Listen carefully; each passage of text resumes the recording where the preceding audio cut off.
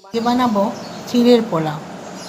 এখানে চিড়ে ধুয়ে রেখেছি পরিষ্কার করে, বাদাম ভেজে রেখেছি, আর গাজরটা সামান্য নুন দিয়ে ভেজে রেখেছি। কড়াইতে তেল বসিয়ে দিয়েছি, এবার বানানো যাক। চলো, প্রথমে কড়াই একটু কারি পাতা দিয়ে দিলাম। কারি পাতাগুলো একটু জল ছিল, তাই আমি ঢাকাটা দিয়ে দিলাম যাতে গায়ে না ছিটকায়।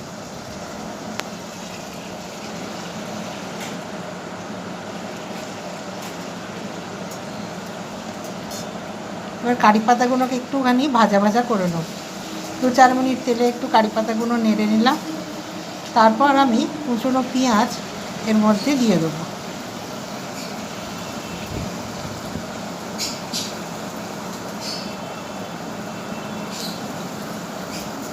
তারপর পেঁয়াজ আর কারি পাতা একসঙ্গে ভাজবো।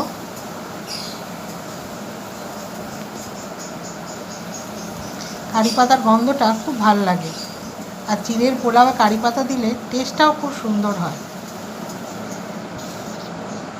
এবার দেবো সামান্য কাঁচা লঙ্কা।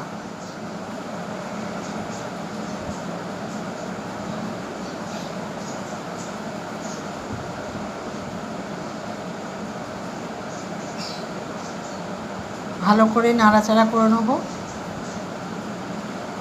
এবার সব চিড়ে, গাজর, বাদাম সব একসঙ্গে দিয়ে দিলাম কড়াইতে।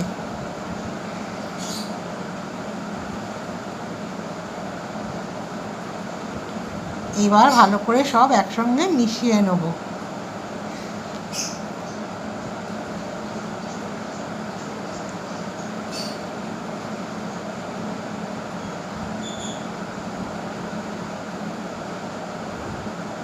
এবার দেবো সামান্য হলুদ, যাতে রঙটা খুব ভালো আসে। একটু হলুদ হলুদ হলে দেখতে ভালো লাগবে, তাই হলুদটা দেওয়া। আর দেবো স্বাদ মতো নুন। আমি চিনি দিইনি, কেউ যদি চিনি দিতে চান অল্প করে একটু চিনি দিলে খেতে আর একটু ভালো লাগবে। এবার সামান্য জল দিলাম যাতে এই সব একসঙ্গে মিশে যায়। দিয়ে ভালো করে ভাজা ভাজা করতে হবে।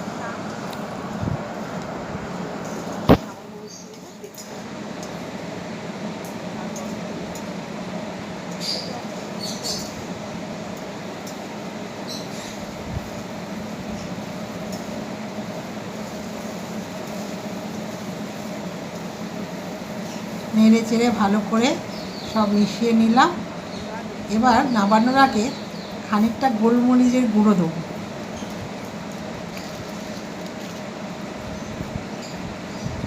গোলমরিচের গুঁড়োটা দিয়ে ভালো করে মিশিয়ে নেব।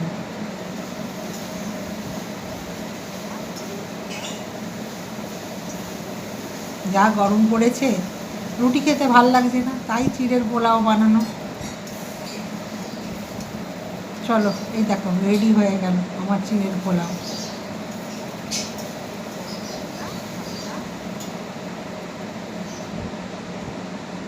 সামান্য টমেটো সস দিয়ে খেতে দারুণ লাগে। তোমরা কে কে চিড়ের পোলাও খেতে ভালোবাসো আমার মতো? ভিডিওটা শেষ অবধি দেখার জন্যে অনেক ধন্যবাদ।